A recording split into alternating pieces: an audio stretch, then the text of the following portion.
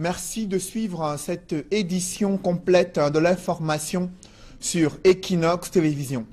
Dans l'attente de la proclamation officielle des résultats pour les sénatoriales 2018, la région de l'Ouest pourrait basculer au sein du pouvoir. Jusqu'ici, les 7 sièges de sénateurs étaient réservés au SDF.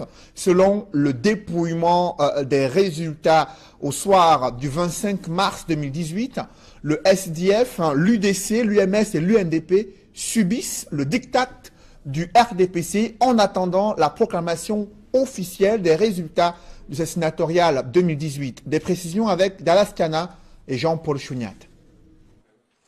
Au terme des résultats provisoires du dépouillement des 10 bureaux de vote de l'Ouest, le Social Democratic Front de John Fundi et l'Union démocratique du Cameroun d'Adamou Dabdjoya n'ont pu remporter ce deuxième scrutin des consultations sénatoriales de la région. Associée à l'Union nationale pour la démocratie et le progrès UNDP, l'Union des mouvements socialistes UMS, ces 4 partis de l'opposition totalisent moins de 300 voix contre plus de 800 pour le Rassemblement démocratique du peuple camerounais. Ainsi, dans les départements de Bambuto et des Hauts-Plateaux, SDF, UNDP, UMS et UDC s'en tirent avec 0 voix. Le RDPC totalisant 336 suffrages exprimés. Dans la mine noire, le Konki et le Ndé, SDF, UMS, 1 voix chacun. Le RDPC raflant 180 suffrages exprimés. Dans le Romcam, l'UMS de Pierre Kouemo obtient 25 voix contre 138 pour le RDPC. UDC et SDF, 1 voix chacun. Dans ce scrutin, la plus grosse surprise vient de la MIFI. Aux 4 conseillers SDF ont offert leur voix au RDPC. Scénario similaire inattendu dans le Noun. Au finish, le bon perdant de ces sénatoriales, c'est l'UNDP. Sans conseiller municipal, le parti de Bello Bouba n'a pu arracher la sympathie du moindre électeur. 0 voix dans toute la région. Si le Conseil constitutionnel entérine ces résultats provisoires, la liste RDPC que conduit l'homme d'affaires Sylvestre Ngouchingué sera proclamée élue. Les 7 sénateurs RDPC et leurs suppléants succédant ainsi à leurs homologues du SDF qui étaient plébiscités aux premières sénatoriales de 2013. Au-delà du taux de participation élevé pour ces sénatoriales, Elecam s'est montré vague sur la date de publication de ces résultats officiels de ce scrutin, se limitant à invoquer les délais prévus dans le code électoral. Joël Essenge et Gizogo. Après le vote, place nette est faite aux chiffres relatifs au sénatorial 2018. C'est le directeur général de l'ECAM qui s'est chargé de cette mission au cours d'une conférence de presse à Yaoundé. Selon Abdoulaye Babale, sur 10 105 électeurs inscrits, un peu moins d'entre eux ont pris part au scrutin. 9 305 conseillers municipaux, membres du collège électoral pour l'élection des sénateurs, ont déposé un bulletin dans l'urne.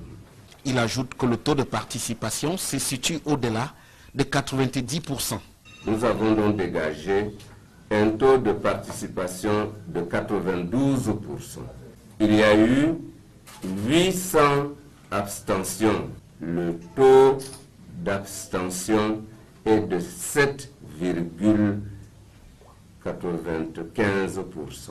S'agissant des délais de proclamation des résultats, le directeur général de l'ECAM les situe à 15 jours conformément à la loi. Il y aura possibilité au cours de la réunion de la Commission nationale de recensement général de vote de dégager des cas qui sont susceptibles d'engager de recours, c'est-à-dire le contentieux électoral. Mais dans un délai de 15 jours, le Conseil constitutionnel est tenu de publier les résultats de l'élection des sénateurs qui s'est tenue ce jour. Sur cette même question des résultats, le porte-voix de l'ECAM explique par ailleurs que cet organisme ne peut publier les tendances d'après les prescriptions légales.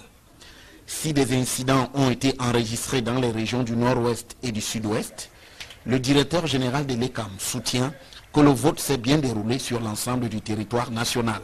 Il y a eu au cours de cette journée quelques inquiétudes au début des opérations, notamment dans la région du Sud-Ouest, et un cas qui nous avait été signalé dans la région du Nord-Ouest.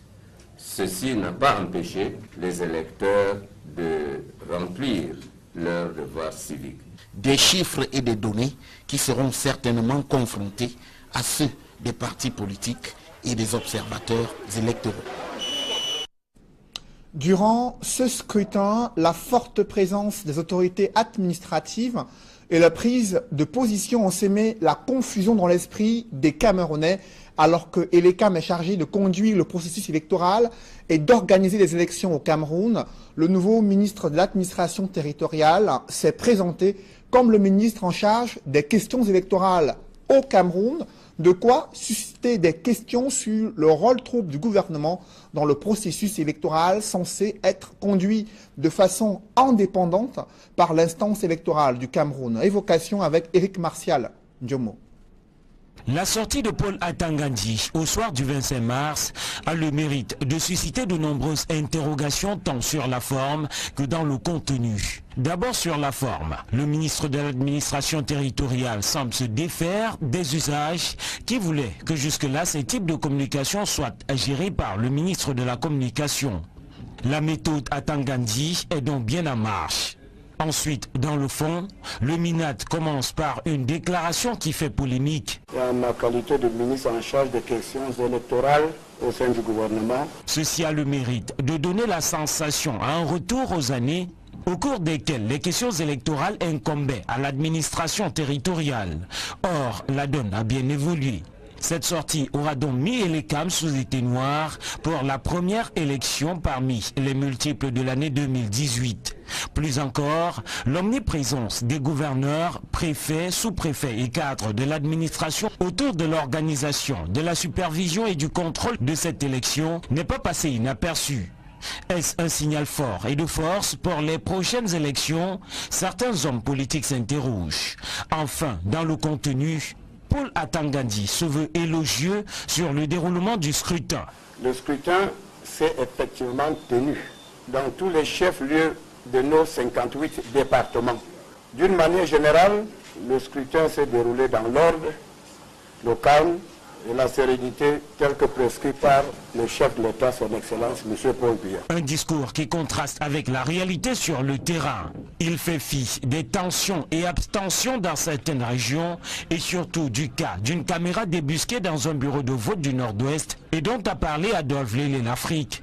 Nous avons cependant constaté un incident ici à Bengui où on a découvert un dispositif dans le bureau de vote. Au finish, il s'est agi d'une communication qui n'a pas enseigné grand-chose, mais qui avait, a posteriori, d'autres visées.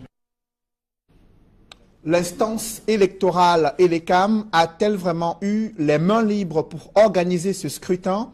Certes, la disposition légale confère à Elekam le pouvoir de conduire le processus électoral, mais l'omniprésence des autorités administratives et leur prise de position, vous l'avez vu, sème la confusion dans l'esprit des Camerounais. S'agit-il des interférences politico-administratives? Certains analystes soutiennent cette thèse, évoquant la mainmise du gouvernement pour contrôler le processus électoral au Cameroun. Joël Essenge et Ike Cyril.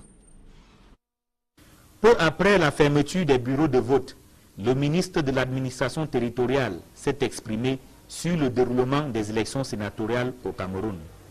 Mais avant lui et pendant le scrutin, les gouverneurs, préfets et sous-préfets dans plusieurs localités ont sillonné les bureaux de vote et se sont également exprimés sur le déroulement du scrutin. Pour Dr Ile Kamga, spécialiste des questions électorales, c'est clair que le gouvernement veut faire main basse sur le processus électoral. Elle permet aujourd'hui de comprendre jusqu'à quel niveau le peuple camerounais a été trompé. Parce que le MINAT, en la réalité, est-ce qu'il est jamais sorti des élections? Il est sorti par l'appellation, mais il est toujours resté dans les élections de manière fondamentale. L'erreur que M. Biya peut-être avait commis en installant Elekam à la présidence de l'Ekam, peut-être quelqu'un qui ne venait pas de l'administration, il a rapidement corrigé. Parce que quand on a vu qu'il y avait des scènes de liberté de la part de M. Fonkamazou, on a dit non, c'est pas comme ça que ça a été conçu. Il fallait que le MINAT reste. Et c'est pour ça qu'on a pris un haut fonctionnaire du MINAT pour mettre à la tête d'élection de Cameroun, avec un autre cacique qu'on appelle M. Babalé. Donc ce duo-là rappelle à suffisance que l'administration publique pro-RDPC reprend de manière globale le contrôle des élections. Il est du devoir de l'État d'assurer la sécurité des personnes et des biens. Mais Hilaire Kamga pense que les pouvoirs publics ont outrepassé leur mission en allant jusqu'à se prononcer sur le déroulement des élections. Vous croyez que ce rôle-là leur permet d'être les communicants publics le jour de l'élection où on a besoin de savoir un peu que l'administration est hors du jeu électoral? Vous pensez vraiment que c'est de ça qu'il est question? Vous pensez que les responsables d'élection de Cameroun n'étaient pas plus à même de pouvoir communiquer sur ce qui se déroulait? Pour conclure, le spécialiste des questions électorales affirme que la présence de l'autorité administrative sur le théâtre des opérations le jour du scrutin trahit sa volonté de verrouiller le processus. Il revient à l'organisateur d'une part et au contrôleur et au superviseur d'autre part de nous dire de quoi il est question. Surtout pas aux préfets, sous-préfets et autres gouverneurs qui ont un autre rôle à jouer mais qui n'ont pas à communiquer. Il n'y a pas d'angle par lequel on pourrait me justifier cette super présence, cette trop grosse présence de l'autorité administrative dans le chantier de l'élection aujourd'hui, surtout pour les élections sénatoriales. La loi confère à Elections Cameroun le pouvoir d'organiser et de conduire le processus électoral au Cameroun. Dr Hilaire Kamga, spécialiste des questions électorales, considère la présence sur le terrain et les prises de parole de l'autorité administrative sur le déroulement des élections comme une ingérence inacceptable. Pour commenter ce dossier politique, je reçois sur ce plateau Cyril Sambaka. Bonsoir. Bonsoir. Vous êtes le vice-président national de l'UDC, candidat sénatorial dans la région du littoral. Vous venez de suivre cette réaction du docteur Hilaire Kamga sur la présence importante des autorités administratives durant le scrutin. Vous qui étiez sur le terrain durant les 2 semaines des campagnes et le jour du scrutin, comment appréciez-vous le déploiement des autorités administratives pour s'assurer du bon déroulement de ces élections sénatoriales? En réalité, les autorités administratives devaient veiller, n'est-ce pas, à ce que s'il y a des incidents, c'était à eux d'assurer la sécurité. Mais comme Hilaire Kamga venait de le dire, la présence était manifeste. Et non seulement cela, ils étaient en compagnie des ministres, des directeurs généraux, des hauts fonctionnaires. Ils étaient dans les cours où se déroulaient les élections. C'était, ma foi, une histoire terrible. Est-ce que leur attitude était de nature à pouvoir influencer, troubler ou visait à avoir un contrôle ou un droit de regard sur ces élections-là? Cédric, quand on se rend compte dans des bureaux de vote qu'il y a des gens qui y entrent en tremblant, ça vous dit quelque chose. Et quand les résultats des urnes arrivent, vous voyez le score. Vous comprenez que c'était la méthode soviétique. C'est pour cette raison qu'il fallait aller à ces élections. De quelle méthode soviétique parlez-vous concrètement? Je veux dire qu'il y a eu des menaces. Il y a eu des menaces puisque quand on va aux élections, on va pour expliquer son programme aux conseillers municipaux et il y a une adhésion. Quand il y a une adhésion, vous le savez. Mais quand des conseillers municipaux vous disent que c'est très grave, il n'y a rien à faire, on est saucissonné. Vous comprenez tout de suite qu'il y a quelque chose qui se passe. Pensiez-vous que ces conseillers municipaux pouvaient s'écarter de la consigne de leur formation politique relative à cette élection sénatoriale? Mais tout à fait. Nous étions en campagne. Tout à fait. C'est la raison d'ailleurs pour laquelle cela s'est passé comme ça. C'est-à-dire que la méthode soviétique a été utilisée. Il fallait aller manu militari. La réaction après les élections, c'est quoi? C'est que les conseillers municipaux n'ont rien fêté. Ce sont les élites qui ont fêté. Parce que c'est eux qui ont gagné sur la procédure qu'ils ont mis en place pour avoir ce nombre de voix. Les conseillers municipaux ne se sont pas exprimés en toute conscience. C'est-à-dire qu'ils ont été poussés. Je parle du littoral. Hein. Je parle du littoral parce qu'à l'ouest, c'était l'argent. Mais dans le littoral, je vous dis, ils ont caressé les partis politiques de l'opposition qui n'étaient pas en course. C'est la raison pour laquelle vous verrez, certains qui ont été corrects ont voté le bulletin blanc, n'est-ce pas? Ils ont voté bulletin blanc et d'autres ont voté pour le parti au pouvoir, ce qui n'exclut pas que l'UDC que je représentais a eu des voix en dehors des conseillers municipaux de l'UDC. Seulement, c'était infime parce que c'était des courageux qui l'ont fait. Mais quand vous regardez les résultats, vous comprenez que l'opposition camerounaise a un problème. Et quel problème il s'agit? Au regard du déroulement de ce scrutin, on a suivi le directeur général des élections estimé que dans l'ensemble, tout s'est bien déroulé, en dehors de quelques incidents signalés dans certaines régions anglophones. Alors vous, au regard de ce que vous êtes en train de décrier, est-ce que l'UDC espère entrer au Sénat? Alors là, votre question, je ne la comprends pas très bien parce qu'on attend les résultats encore définitifs. Nous ne l'avons pas tout de suite. Hein, mais ce que je dis, c'est que quand vous allez aux élections, c'est dans l'espoir d'entrer au Sénat parce que vous avez quelque chose à apporter. Si vous avez un programme, vous le mettez sur la table et vous allez aux élections. Ce que je regrette, c'est que les électeurs n'ont pas été libres dans leur choix. Et je vous dis, l'exemple même, c'est dans le Vouri, dans la Sanaga maritime, dans l'Oncam, où ils sont allés, dans l'Oncam, c'était la catastrophe. C'était la catastrophe. Donc, ils sont allés manu militari pour aller voter, tout en tremblant, je vous le dis. Donc, à partir de ce moment, c'est ce qu'ils ont appelé la discipline du parti. La discipline du parti, comment se traduit-elle? C'est ça la question. Mais les résultats sont là, les élites ont fêté et les conseillers municipaux sont rentrés la tête basse. Justement, à quoi est-ce que vous pourriez vous attendre lors de, bien sûr, la proclamation des résultats? Vous savez que le code électoral prévoit 2 semaines d'attente et qui doivent être publiés, ces résultats, par le Conseil constitutionnel. Ce délai, au regard du nombre de votants, qui est moins de 10 000, et qu'il faut attendre 2 semaines, est-ce que vous êtes favorable à ce type de système? Non, mais c'est une curiosité camerounaise. Quand tout le pays doit voter, ça prend du temps. Quand quelques personnes doivent voter, ça prend du temps. Mais les élections sénatoriales n'ont même pas traîné jusqu'à midi. En principe, à midi, c'était déjà pratiquement terminé partout. Donc ça a été prolongé, là où il y avait quelques conseillers qui n'est-ce pas, ne venaient pas voter. Vous savez que le vote du conseil, c'est obligatoire. Donc on est obligé d'attendre jusqu'au dernier. Donc c'est ce qui s'est passé. C'est pour cette raison que dans certains bureaux de vote, on a dû attendre jusqu'à 18 h. Mais en réalité, ma foi, je pense que on devrait annoncer les résultats. Ce folklore-là et tout ça, moi je pense que ça n'a pas lieu d'être parce que dès aujourd'hui, tout devait être bouclé.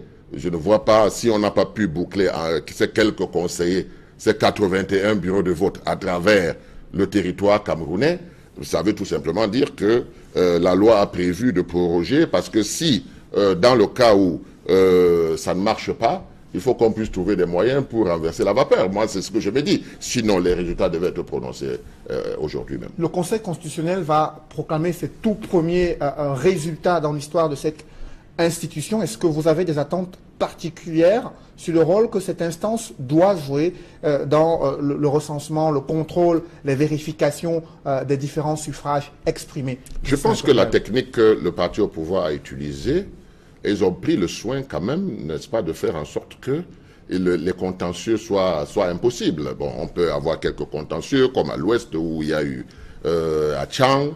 Vous comprenez, jusqu'à présent, je n'ai pas eu le bureau B, parce que le bureau B avait des problèmes.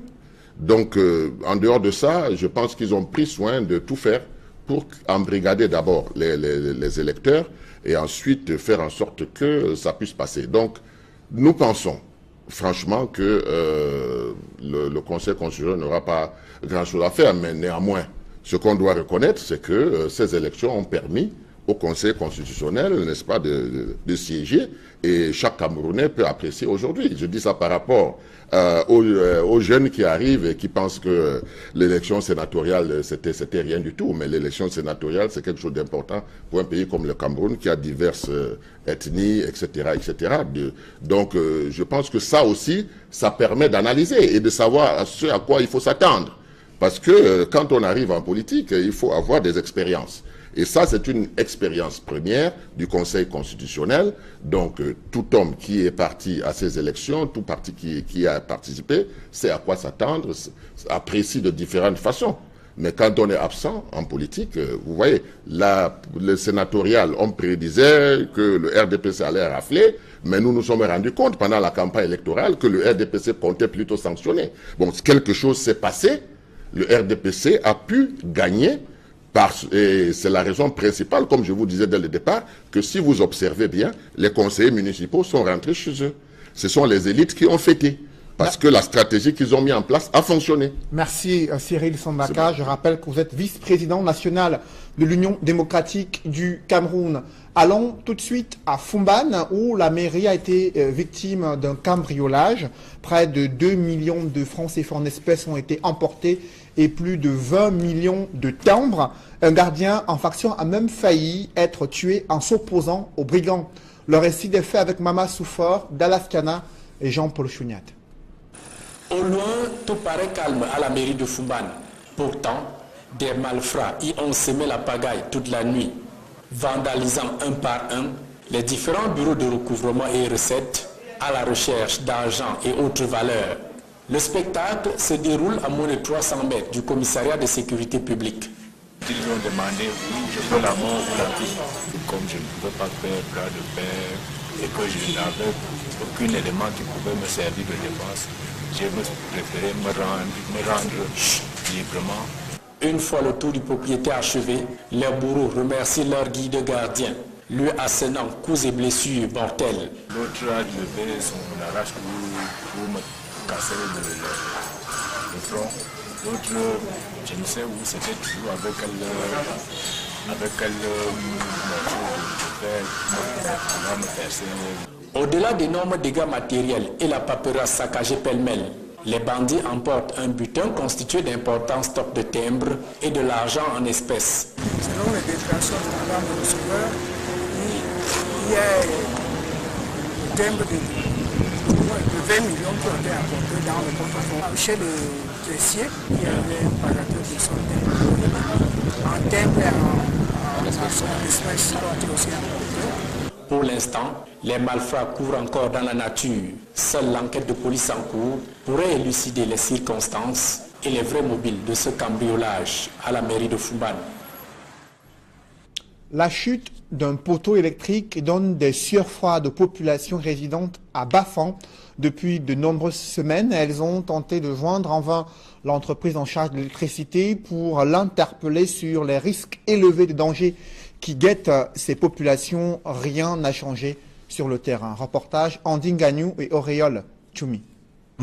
Côtoyé au quotidien à Bafan, sur le principal axe de la ville, un poteau électrique donne des sueurs froides aux populations. Nous avons les enfants pas là, le cœur tape. Actuellement, si c'est blessé là, c'est mauvais. Quand tu regardes là, on a peur. Ce n'est pas parce qu'on a, c'est devant nous, c'est devant un l'axe principal.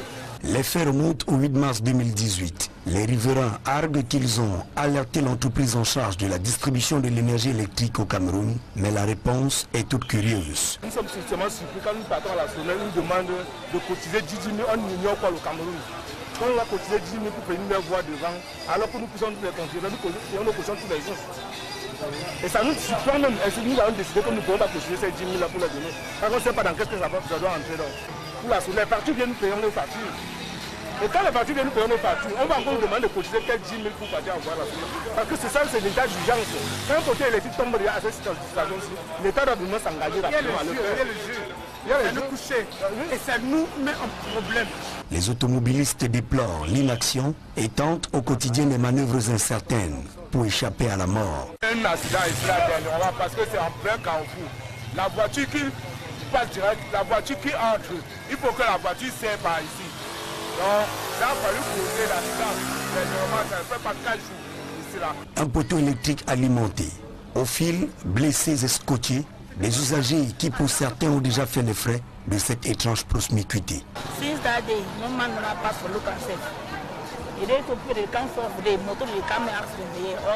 Bafan reste en état d'alerte. Avec les premières pluies qui s'abattent sur la ville, on est bien proche d'un drame national. Nous sommes en pleine semaine sainte destinée à commémorer la passion du Christ et des chrétiens sont appelés à multiplier les prières, à faire preuve de pénitence et de partage durant cette semaine jusqu'à la célébration de la fête de Pâques. François Dikoumé et Julingue Nyondé.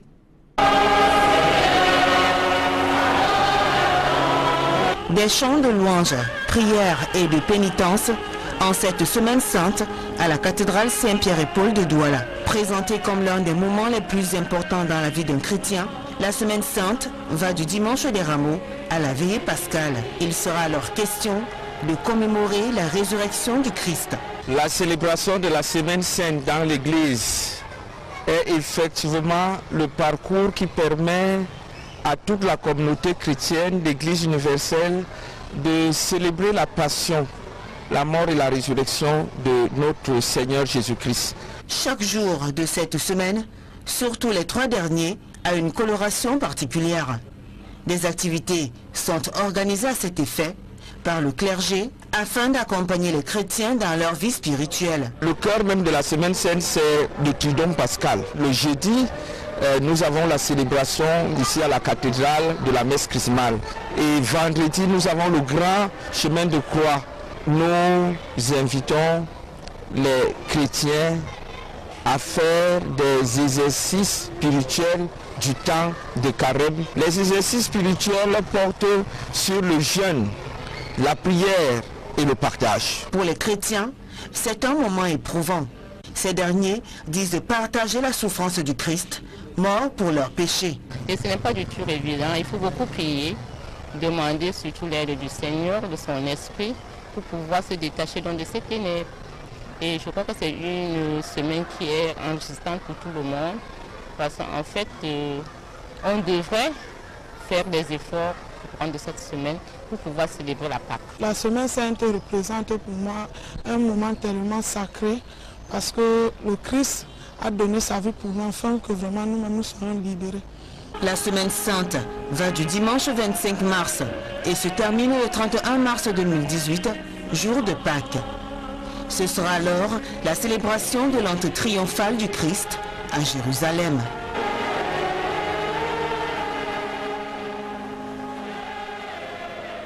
Toujours dans ce chapitre religion, un nouveau nonce apostolique annoncé au Cameroun, Monseigneur Julio Moura, qui doit représenter le Saint-Siège dans un pays où l'Église catholique s'estime persécutée en raison des décès mystérieux des évêques, mais aussi des attaques perpétrées contre les œuvres de l'Église dans les régions anglophones.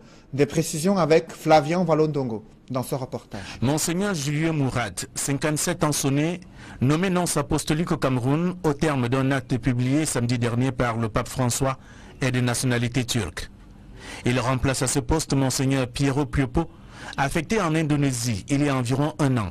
Après le Malawi et la Zambie, qui sont des récents pays pour lesquels il a travaillé, le nouvel ambassadeur du Vatican au Cameroun arrive dans un contexte marqué par l'assassinat de l'ancien évêque de Bafia, Monseigneur Benoît Bala, et dont les circonstances de sa mort ne sont pas jusqu'ici élucidées. Bien plus, l'Église catholique est attaquée dans les régions anglophones, en raison des prises de position des évêques sur la crise qui secoue ces parties du pays. Titulaire d'un doctorat en droit canonique, le nonce apostolique pour le Cameroun, tel que précisé dans le courrier signé du pape François, est un diplomate qui a pour mission, entre autres, d'assurer les bonnes relations entre le Cameroun et le Vatican. Il a le droit de regard sur le fonctionnement de l'Église catholique romaine au Cameroun, étant donné que c'est par lui que passent toutes les grandes décisions venues du Vatican pour l'Église locale. Monseigneur Julio Moura, qui est accueilli au Cameroun par des fidèles et à la veille de la célébration de la Pâque, s'exprime en français, en anglais, en allemand, en grec et en turc. Le président de la République du Cameroun est de retour au pays après sa visite d'État en Chine durant la semaine dernière. Paul Biya y a obtenu des accords de coopération économique et technique avec la Chine. Le président de la République, son épouse et sa suite présidentielle ont regagné le pays dans l'après-midi. Des reportages dans ce journal. Il s'agit de l'entreprise, la fondation Kadji de Fotso et l'Union camerounaise de brasserie qui soutient des initiatives des femmes visant à leur permettre d'avoir des outils nécessaires pour mettre en œuvre des projets générateurs de revenus. Reportage.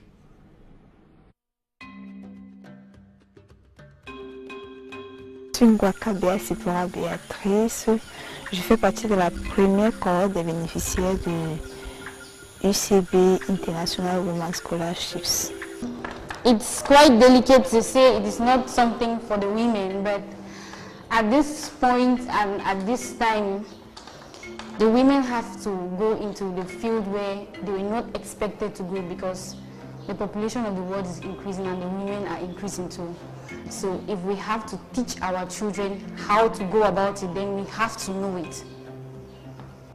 Intensifier la lutte contre les discriminations à l'égard des femmes, renforcer le partenariat pour le développement durable, c'est le thème qui a marqué la 33e édition de la Journée internationale de la femme.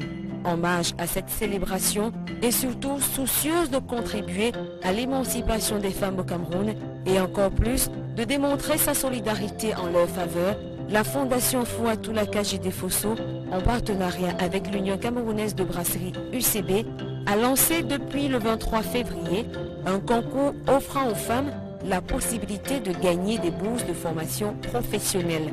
UCB and the Kadji Foundation is giving an opportunity for you to realize our dreams. One of which I've realized, so I think if you venture into this, your dreams could be realized as well as you getting to meet different people with different backgrounds. So I just urge you guys to try your luck, take action in your ideas and see what comes out of it. Thanks to UCB and Kadji Foundation. D'un montant de 30 millions de francs CFA, ces fonds seront repartis entre les candidates âgées de 20 à 45 ans qui se seront démarquées de par leur dossier ou leur projet d'auto-entrepreneuriat. Bonne opportunité pour les femmes parce que déjà il n'est pas évident d'avoir des bourses ici au Cameroun pour faire des formations et surtout quand ces bourses sont spécialement faites pour nous les femmes. Là, ça montre vraiment qu'on donne de la valeur aux femmes de faire tout ce qu'elles peuvent faire. Les femmes sont dans le domaine de l'énergie qui est un domaine porteur de demain. L'énergie renouvelable, c'est vraiment un grand plus pour nous les femmes de pouvoir faire cela et pouvoir montrer aux autres femmes que non, déjà avec UCB, avec cette opportunité que UCB, la Fondation Kadji nous donne, nous pouvons déjà être totalement pratiques sur le cas des énergies renouvelables et pourquoi pas demain être notre propre patron dans nos propres entreprises. Seuls les meilleurs seront sélectionnés, comme ce fut le cas à la première édition en 2017, édition au cours de laquelle une trentaine de jeunes Camerounaises ont bénéficié de cette magnifique opportunité offerte par la Fondation Fouatoula Kadji Fosso. Mon projet, qui est celui de la pisciculture intégrée à la porciculture, aussi c'est l'État. Là, les appâts, là, nous avons deux appâts dans lesquels nous avons les géniteurs dans l'autre et les laves. Dans les camps, nous avons déjà mis une centaine d'éléphants. Je ne vais cesser d'exprimer ma gratitude vis-à-vis de la Fondation Kadji Fosso et UCB pour ce qu'ils ont fait pour moi. Certes, j'avais déjà ce rêve et un projet bien ficelé, mais grâce à UCB, j'ai pu réaliser. Ce que je peux donner, c'est de croire à ses rêves et de continuer à chercher les moyens et les opportunités pour pouvoir les réaliser. Les candidates seront sélectionnées sous la base de projets touchant des domaines innovateurs dans lesquels elles aimeraient entreprendre ou encore être formées, comme infirmières gérontologues, les secteurs porteurs à l'instar de la mécanique, la menuiserie métallique, le transit, l'hôtellerie, les nouvelles technologies de l'information et de la communication, l'élevage, l'agriculture, les énergies renouvelables et l'électricité. Pour faire partie de cette belle aventure, il suffit juste de constituer un CV et de se rendre sur le site de l'entreprise citoyenne UCB, www.sa-ucb.com, de remplir le formulaire et postuler. Avec la Fondation Fouatoula Kadji Fosso, chaque femme doit bâtir son autonomie. L'Union camerounaise de brasserie a également offert l'artiste nigérian Davido en concert privé à Douala grâce à son produit la K44. Reportage avec des images exclusives du show donné par cet artiste nigérian Davido durant son séjour au Cameroun.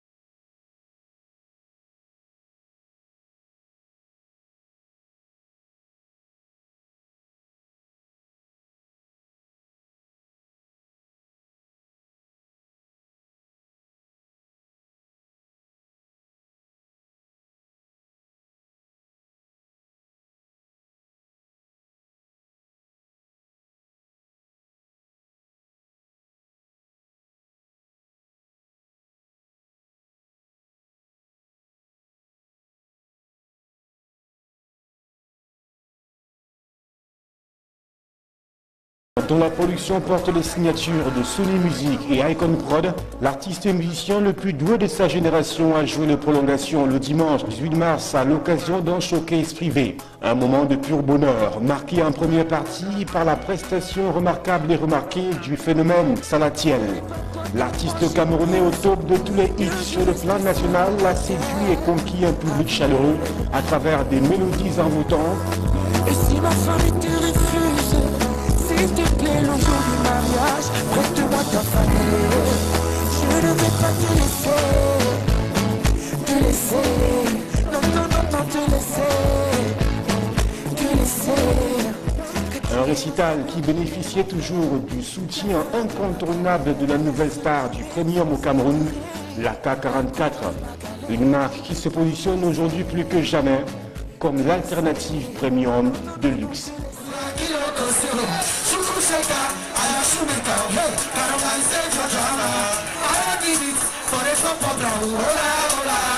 Avec une contenance de 50 centilitres, 4,5% de taux d'alcool et un packaging très attractif, la K44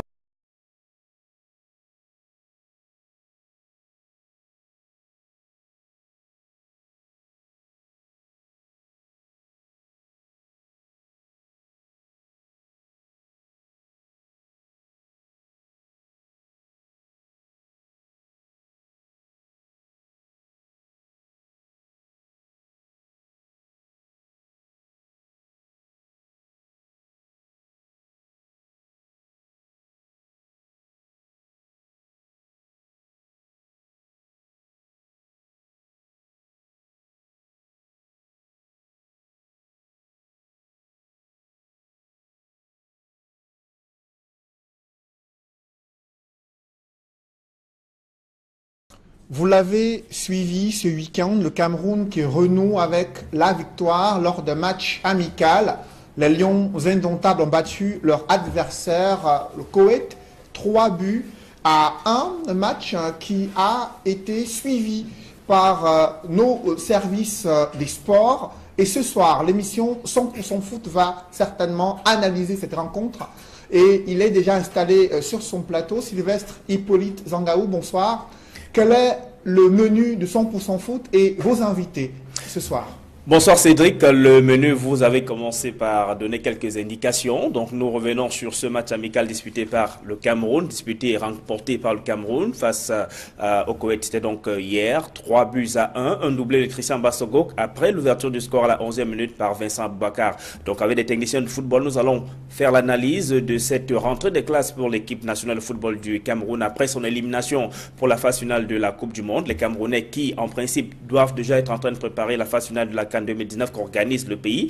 Donc on distribuera les bons et les mauvais points. Les choix d'Alexandre Bellinga, justement, qui a utilisé ces 3 gardiens de but qu'il a appelés pour cette rencontre. Nous parlerons également de ces résultats de la 10e journée du championnat Elite One. Belle victoire de l'Union sportive de Douala et surtout la première victoire de la saison de l'Aigle Royal de la Ménois. En 2e division également, nous allons revenir sur ce classico en images et un résumé de Aïe-Cyril. Canon face au Tonnerre de Yaoundé, c'était dimanche. En Nord-Une, au stade militaire, victoire du Canon de Yaoundé 2-1 sur le rival sportif le Tonnerre Kalara Club de Yaoundé. Et enfin, nous reviendrons aussi sur cette victoire de la Panthère sportive d'Indé. Malgré la crise qui secoue ce club depuis le début de la saison, Panthère a battu Dynamo 4-1. Donc 2 techniciens de football, Anissé Mbargafoué qui nous dira ce soir finalement, est-ce que son aventure avec Edding Sport de la Ligue qui se poursuit ou pas. On rappelle qu'il est le champion du Cameroun en titre avec Edding Sport de la Ligue mais que depuis le début de la saison, il n'a disputé aucun match avec son club. Donc on verra donc qu'est-ce qu'il en est ce soir. Clément Zico également, consultant Equinox Télévision, sera en plateau avec nous.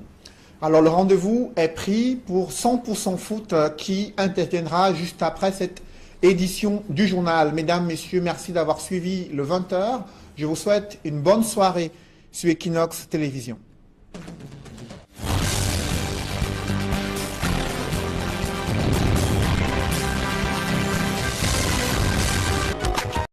Leur devoir civique. Des chiffres et des données qui seront certainement confrontés à ceux des partis politiques et des observateurs électoraux.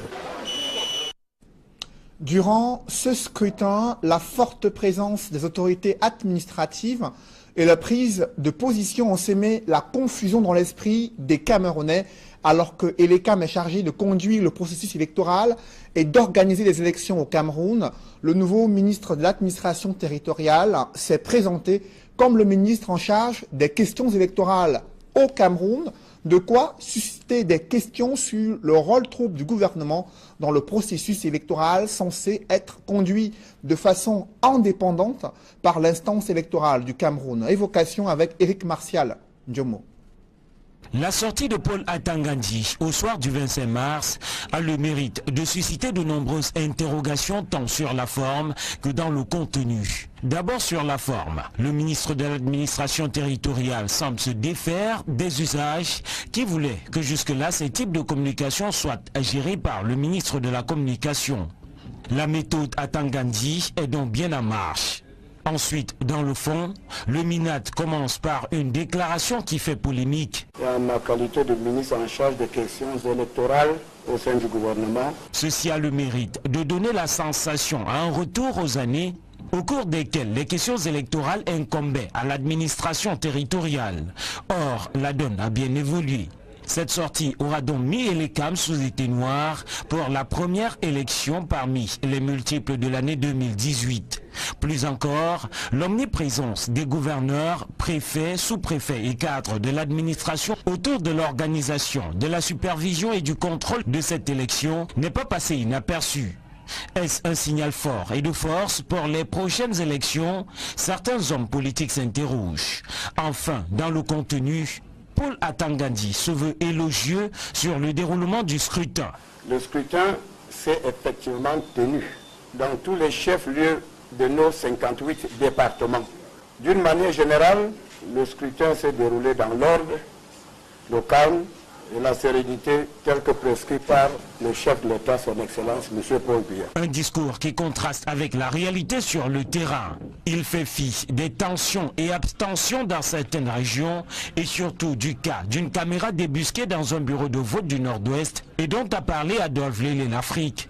Nous avons cependant constaté un incident ici à Bengui où on a découvert un dispositif dans le bureau de vote. Au finish, il s'est agi d'une communication qui n'a pas enseigné grand-chose, mais qui avait, a posteriori, d'autres visées. L'instance électorale Elekam a-t-elle vraiment eu les mains libres pour organiser ce scrutin? Certes, la disposition légale confère à Elekam le pouvoir de conduire le processus électoral, mais l'omniprésence des autorités administratives et leur prise de position, vous l'avez vu, sème la confusion dans l'esprit des Camerounais. S'agit-il des interférences politico-administratives? Certains analystes soutiennent cette thèse évoquant la mainmise du gouvernement pour contrôler le processus électoral au Cameroun. Joël Sengue et Ike Cyril. Peu après la fermeture des bureaux de vote, le ministre de l'administration territoriale s'est exprimé sur le déroulement des élections sénatoriales au Cameroun. Mais avant lui et pendant le scrutin, les gouverneurs, préfets et sous-préfets dans plusieurs localités ont sillonné les bureaux de vote et se sont également exprimés sur le déroulement du scrutin. Pour Dr Ile Kamga, spécialiste des questions électorales, c'est clair que le gouvernement veut faire main basse sur le processus électoral. Elle permet aujourd'hui de comprendre jusqu'à quel niveau le peuple camerounais a été trompé. Parce que le MINAT, en la réalité, est-ce qu'il est jamais sorti des élections? Il est sorti par l'appellation, mais il est toujours resté dans les élections de manière fondamentale.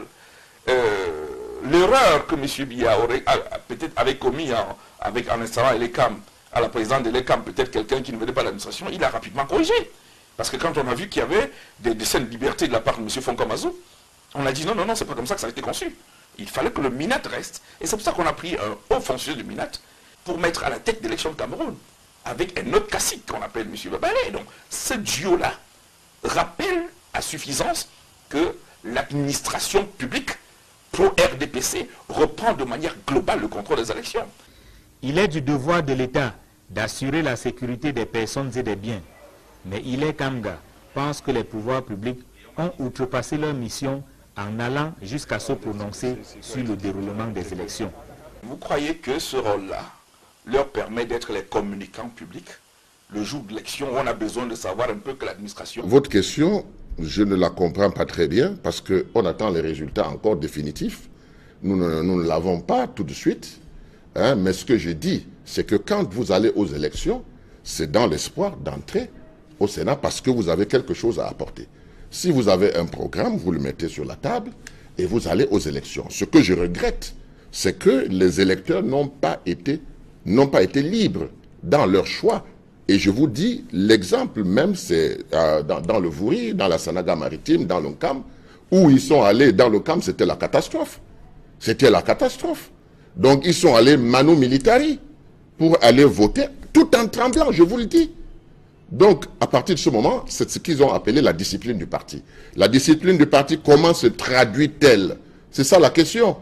Mais les résultats sont là, les élites ont fêté et les conseillers municipaux sont rentrés la tête basse. Justement, à quoi est-ce que vous pourriez vous attendre lors de, bien sûr, la proclamation des résultats? Vous savez que le code électoral prévoit 2 semaines d'attente et qui doivent être publiés, ces résultats, par le Conseil constitutionnel. Ce délai, au regard du nombre de votants, qui est moins de 10 000, et qu'il faut attendre 2 semaines, est-ce que vous êtes favorable à ce type de système? Non, mais c'est une curiosité camerounaise. Quand tout le pays doit voter, ça prend du temps. Quand quelques personnes doivent voter, ça prend du temps. Mais les élections sénatoriales n'ont même pas traîné jusqu'à midi.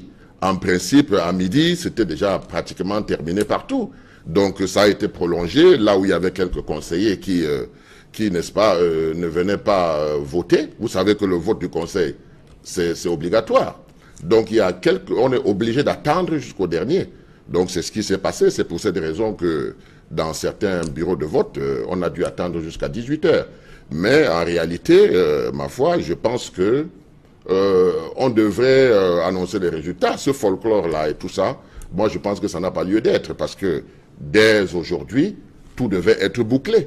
Je ne vois pas, si on n'a pas pu boucler ces quelques conseillers, ces 81 bureaux de vote à travers le territoire camerounais, ça veut tout simplement dire que la loi a prévu de proroger, parce que si, dans le cas où ça ne marche pas, il faut qu'on puisse trouver des moyens pour renverser la vapeur. Moi, c'est ce que je me dis. Sinon, les résultats devaient être prononcés aujourd'hui même. Le Conseil constitutionnel va proclamer ses tout premiers résultats dans l'histoire de cette institution. Est-ce que vous avez des attentes particulières sur le rôle que cette instance doit jouer dans le recensement, le contrôle, les vérifications des différents suffrages exprimés? Je pense que la technique que le parti au pouvoir a utilisée, ils ont pris le soin quand même, n'est-ce pas, de faire en sorte que les contentieux soient impossibles. Bon, on peut avoir quelques contentieux, comme à l'ouest où il y a eu à Tchang. Vous comprenez, jusqu'à présent, je n'ai pas eu le bureau B, parce que le bureau B avait des problèmes. Donc, en dehors de ça, je pense qu'ils ont pris soin de tout faire pour embrigader d'abord les électeurs et ensuite faire en sorte que ça puisse passer. Donc, nous pensons franchement que le Conseil constitutionnel n'aura pas grand-chose à faire, mais néanmoins, ce qu'on doit reconnaître, c'est que ces élections ont permis au Conseil constitutionnel, n'est-ce pas, de siéger, et chaque Camerounais peut apprécier aujourd'hui. Je dis ça par rapport aux jeunes qui arrivent et qui pensent que l'élection sénatoriale, c'était rien du tout, mais l'élection sénatoriale, c'est quelque chose d'important pour un pays comme le Cameroun, qui a diverses ethnies, etc., etc. Donc, je pense que ça aussi, ça permet d'analyser et de savoir ce à quoi il faut s'attendre. Parce que quand on arrive en politique, il faut avoir des expériences. Et ça, c'est une expérience première du Conseil constitutionnel. Donc, tout homme qui est parti à ces élections, tout parti qui a participé, sait à quoi s'attendre, apprécie de différentes façons. Mais quand on est absent en politique, vous voyez, le sénatorial, on prédisait que le RDPC allait rafler, mais nous nous sommes rendus compte pendant la campagne électorale que le RDPC comptait plutôt sanctionner. Bon, quelque chose s'est passé, le RDPC a pu gagner. Et c'est la raison principale, comme je vous disais dès le départ, que si vous observez bien, les conseillers municipaux sont rentrés chez eux. Ce sont les élites qui ont fêté, parce que la stratégie qu'ils ont mis en place a fonctionné. Merci Cyril Sambaka. Je rappelle que vous êtes vice-président national de l'Union démocratique du Cameroun. Allons tout de suite à Fumban, où la mairie a été victime d'un cambriolage. Près de 2 millions de francs CFA en espèces ont été emportés et plus de 20 millions de timbres. Un gardien en faction a même failli être tué en s'opposant aux brigands. Le récit des faits avec Mama Soufor, Dalaskana et Jean-Paul Chouniat. Au loin, tout paraît calme à la mairie de Fumban. Pourtant, des malfrats y ont semé la pagaille toute la nuit, vandalisant un par un les différents bureaux de recouvrement et recettes à la recherche d'argent et autres valeurs. Le spectacle se déroule à moins de 300 mètres du commissariat de sécurité publique. Ils ont demandé, oui, je veux la mort ou la vie. Comme je ne pouvais pas faire bras de fer et que je n'avais aucun élément qui pouvait me servir de défense, j'ai préféré me rendre librement. Une fois le tour du propriétaire achevé, les bourreaux remercient leur guide gardien, lui assénant coups et blessures mortelles. L'autre a levé son arrache pour me casser le front. L'autre, je ne sais où, c'était toujours avec quelle morceau de fer. Au-delà d'énormes dégâts matériels et la paperasse saccagée pêle-mêle, les bandits emportent un butin constitué d'importants stocks de timbres et de l'argent en espèces. Selon les déclarations de Madame le receveur, il y a un timbre de 20 millions qui ont été apportés dans le portefeuille. Chez le caissier, il y avait un paragraphe de son timbre. En timbre et en espèces qui ont été aussi apportés. Pour l'instant, les malfrats courent encore dans la nature. Seule l'enquête de police en cours pourrait élucider les circonstances et les vrais mobiles de ce cambriolage à la mairie de Fumban. La chute d'un poteau électrique donne des sueurs froides aux populations résidentes à Bafan. Depuis de nombreuses semaines, elles ont tenté de joindre en vain l'entreprise en charge de l'électricité pour l'interpeller sur les risques élevés de danger qui guettent ces populations. Rien n'a changé sur le terrain. Reportage Andine Gagnou et Auréole Tchoumi. Côtoyé au quotidien à Bafan, sur le principal axe de la ville, un poteau électrique donne des sueurs froides aux populations. Nous avons les enfants. Quand les enfants parlent là, le cœur tape. Actuellement, si c'est blessé là, c'est mauvais. Quand tu regardes là, on a peur. On a peur. Ce n'est pas parce qu'on a, c'est devant nous, c'est devant un large principal. Les faits remontent au 8 mars 2018. Les riverains arguent qu'ils ont alerté l'entreprise en charge de la distribution de l'énergie électrique au Cameroun, mais la réponse est toute curieuse. Nous sommes justement surpris quand nous partons à la semaine, nous demandent de cotiser 10 000, on ignore quoi le Cameroun. Quand on va cotiser 10 000 pour venir leur voir devant, alors que nous pouvons nous faire considérer, nous faisons nos cautions tous les jours. Et ça nous surprend même. Est-ce que nous avons décidé que nous ne pouvons pas cotiser ces 10 000 là pour les donner? Parce qu'on ne sait pas dans qu'est-ce que ça doit entrer. Donc, pour la solaire, partout bien nous payons nos factures. Et quand les partis viennent nous payer nos partis, on va encore demander de cotiser quel 10 000 pour partir avoir la semaine. Parce que c'est ça, c'est l'état d'urgence. Quand un côté électrique tombe à cette situation-ci, l'État doit vraiment s'engager rapidement à le faire. Il y a le coucher. Et ça nous met en problème.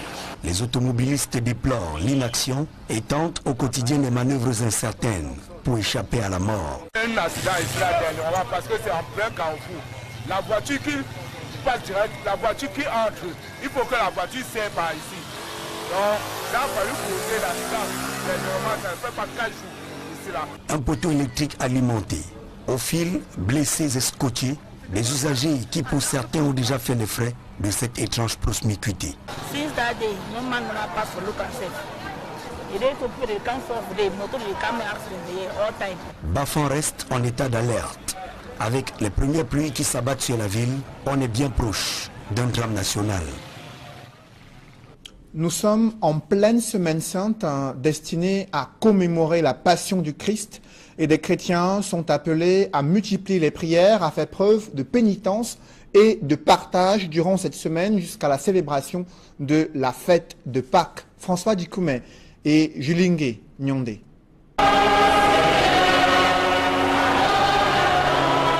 Des chants de louanges, prières et de pénitence en cette semaine sainte à la cathédrale Saint-Pierre et Paul de Douala. Présentée comme l'un des moments les plus importants dans la vie d'un chrétien, la semaine sainte va du dimanche des Rameaux à la veillée pascale. Il sera alors question de commémorer la résurrection du Christ.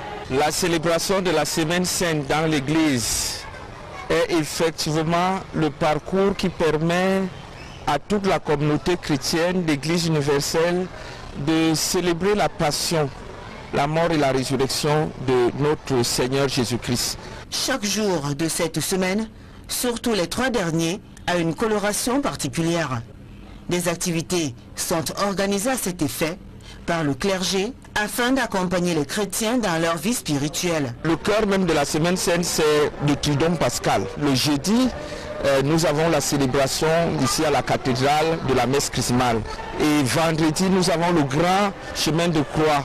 Nous invitons les chrétiens à faire des exercices spirituels. Et hors du jeu électoral. Vous pensez vraiment que c'est de ça qu'il est la question? Vous pensez que les responsables d'élection de Cameroun n'étaient pas plus à même de pouvoir communiquer sur ce qui se déroulait? Pour conclure, le spécialiste des questions électorales affirme que la présence de l'autorité administrative sur le théâtre des opérations le jour du scrutin trahit sa volonté de verrouiller le processus. Il revient à l'organisateur d'une part et au contrôleur et au superviseur d'autre part de nous dire de quoi il est question. Surtout pas aux préfets, sous-préfets et autres gouverneurs qui ont un autre rôle à jouer mais qui n'ont pas à communiquer.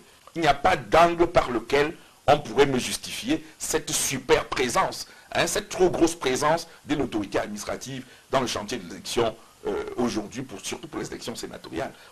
La loi confère à Elections Cameroun le pouvoir d'organiser et de conduire le processus électoral au Cameroun. Dr Hilaire Kamga, spécialiste des questions électorales, considère la présence sur le terrain et les prises de parole de l'autorité administrative sur le déroulement des élections comme une ingérence inacceptable. Pour commenter ce dossier politique, je reçois sur ce plateau Cyril Sambaka. Bonsoir. Bonsoir. Vous êtes le vice-président national de l'UDC, candidat sénatorial dans la région du littoral. Vous venez de suivre cette réaction du docteur Hilaire Kamga sur la présence importante des autorités administratives durant le scrutin. Vous qui étiez sur le terrain durant les 2 semaines des campagnes et le jour du scrutin, comment appréciez-vous le déploiement des autorités administratives pour s'assurer du bon déroulement de ces élections sénatoriales? En réalité, les autorités administratives devaient veiller, n'est-ce pas, à ce que s'il y a des incidents, c'était à eux d'assurer la sécurité. Mais comme Hilaire Kamga venait de le dire, la présence était manifeste. Et non seulement cela, ils étaient en compagnie des ministres, des directeurs généraux, des hauts fonctionnaires. Ils étaient dans les cours où se déroulaient les élections. C'était, ma foi, une histoire terrible. Est-ce que leur attitude était de nature à pouvoir influencer, troubler ou visait à avoir un contrôle ou un droit de regard sur ces élections-là? Cédric, quand on se rend compte dans des bureaux de vote qu'il y a des gens qui y entrent en tremblant, ça vous dit quelque chose. Et quand les résultats des urnes arrivent, vous voyez le score. Vous comprenez que c'était la méthode soviétique. C'est pour cette raison qu'il fallait aller à ces élections. De quelle méthode soviétique parlez-vous concrètement? Je veux dire qu'il y a eu des menaces. Il y a eu des menaces puisque quand on va aux élections, on va pour expliquer son programme aux conseillers municipaux et il y a une adhésion. Quand il y a une adhésion, vous le savez. Mais quand des conseillers municipaux vous disent que c'est très grave, il n'y a rien à faire, on est saucissonné. Vous comprenez tout de suite qu'il y a quelque chose qui se passe. Pensiez-vous que ces conseillers municipaux pouvaient s'écarter de la consigne de leur formation politique relative à cette élection sénatoriale? Mais tout à fait. Nous étions en campagne.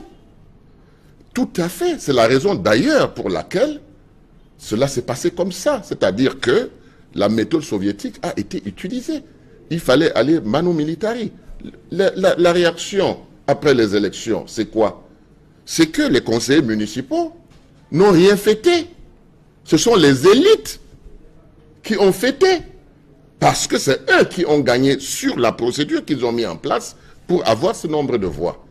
Les conseillers municipaux ne se sont pas exprimés en toute conscience. C'est-à-dire qu'ils ont été poussés. Je parle du littoral. Hein. Je parle du littoral parce qu'à l'ouest, c'était l'argent.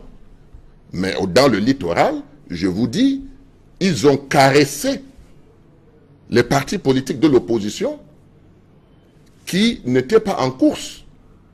C'est la raison pour laquelle vous verrez, certains qui ont été corrects ont voté le bulletin blanc, n'est-ce pas? Ils ont voté bulletin blanc et d'autres ont voté pour le parti au pouvoir, ce qui n'exclut pas que l'UDC que je représentais a eu des voix en dehors des conseillers municipaux de l'UDC.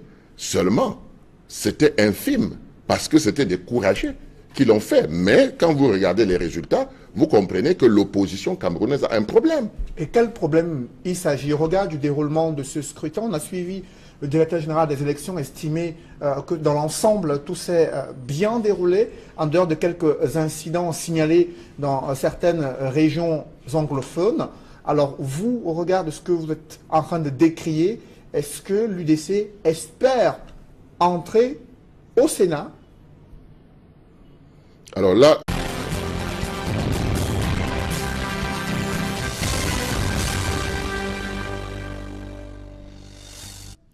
Merci de suivre cette édition complète de l'information sur Equinox Télévision. Dans l'attente de la proclamation officielle des résultats pour les sénatoriales 2018, la région de l'Ouest pourrait basculer au sein du pouvoir. Jusqu'ici, les 7 sièges de sénateurs étaient réservés au SDF, selon le dépouillement des résultats au soir du 25 mars 2018. Le SDF, l'UDC, l'UMS et l'UNDP subissent le diktat du RDPC en attendant la proclamation officielle des résultats de ces sénatoriales 2018. Des précisions avec Dallas Cana et Jean-Paul Chouniat.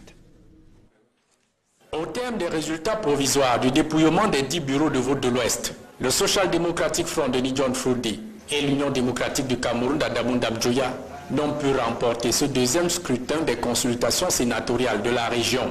Associée à l'Union nationale pour la démocratie et le progrès UNDP, l'Union des mouvements socialistes UMS, ces 4 partis de l'opposition totalisent moins de 300 voix contre plus de 800 pour le Rassemblement démocratique du peuple camerounais. Ainsi, dans les départements de Bambuto et des Hauts-Plateaux, SDF, UNDP, UMS et UDC s'en tirent avec 0 voix. Le RDPC totalisant 336 suffrages exprimés. Dans la Mine Noire, le Conquis et le Ndé, SDF, UMS, une voix chacun.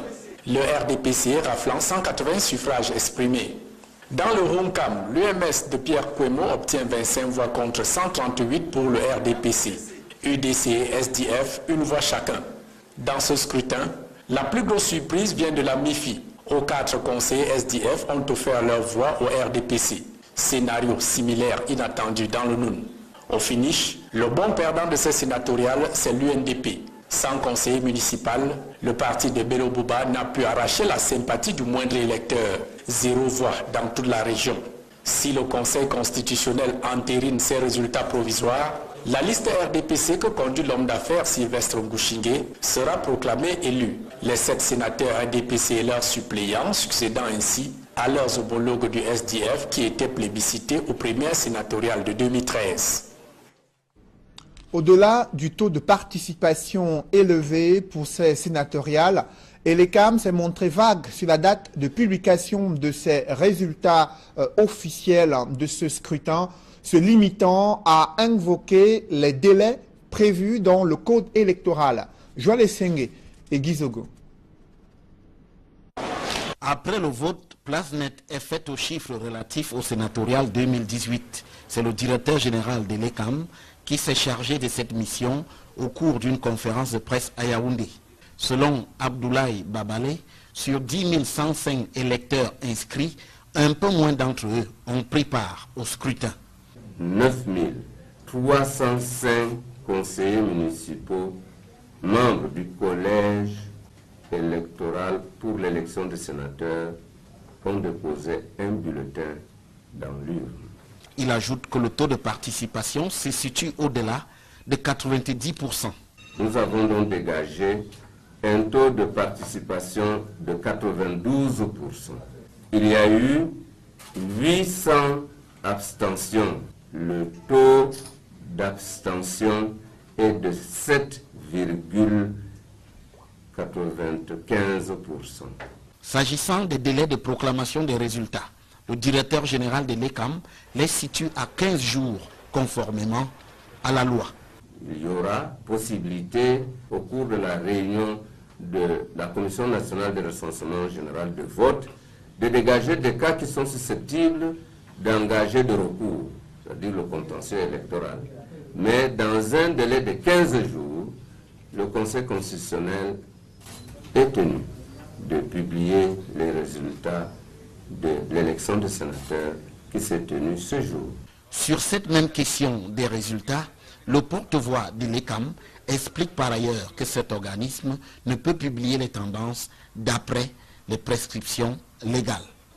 Si des incidents ont été enregistrés dans les régions du Nord-Ouest et du Sud-Ouest, le directeur général de l'ECAM soutient que le vote s'est bien déroulé sur l'ensemble du territoire national.